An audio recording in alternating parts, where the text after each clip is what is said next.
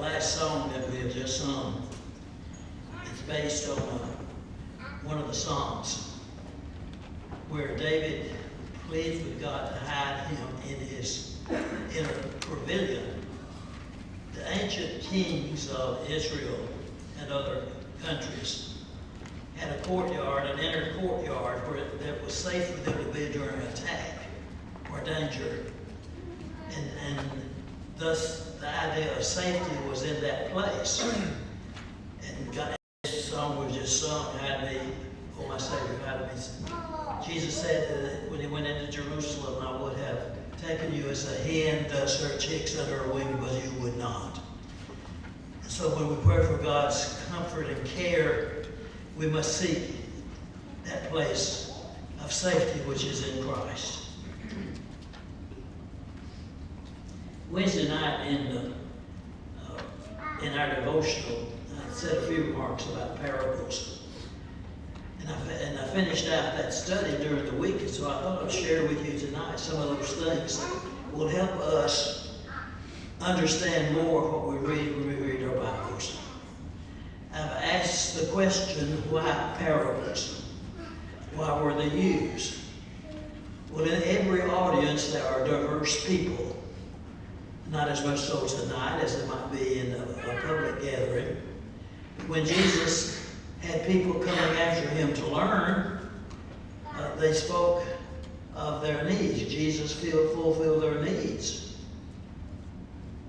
And when they came, that some of them came for the purpose of listening and learning, and others came for the purpose of trying to make him look like he didn't know what he was talking about.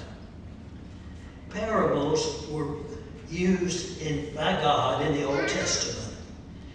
In Psalm 78, verses 2 to 3, in fact, in all the verses of that psalm, the writer of the psalm is dealing with parables, and he traces the history of Israel through that parable and prophesying the coming of the Lord.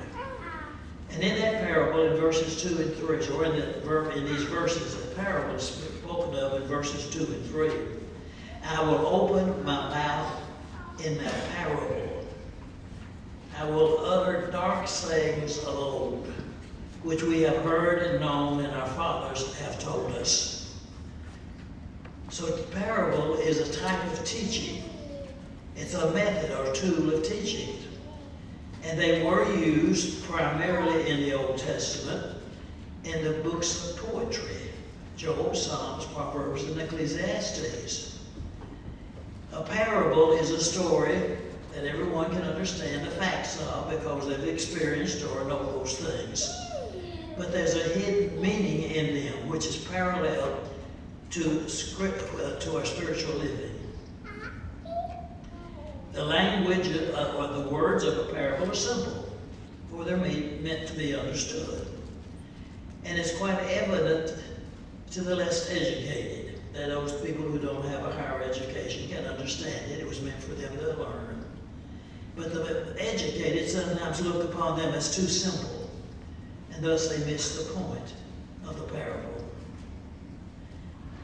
Why did Jesus teach in parables? Since he came for people to understand what he's saying, why did he use word pictures or this figure of speech? In Matthew 13, he answered that question. He had told them a parable, the parable of the sowers. How a sower went forth to sow, and as he sows, the seed fell in different types of ground, and thus responded to the type of ground it was in when it produced. And after he had told them the parable, his disciples came to him and said, will you tell us what you're meaning? Well, we don't get the point in so many words. And he said, because it has been given to you to know the mysteries of the kingdom of heaven, but it has not been given to others. For whosoever has, to him more will be given, and he will have abundance. But whoever does not have, even what he has will be taken away from him. Therefore I speak to them in parables, even as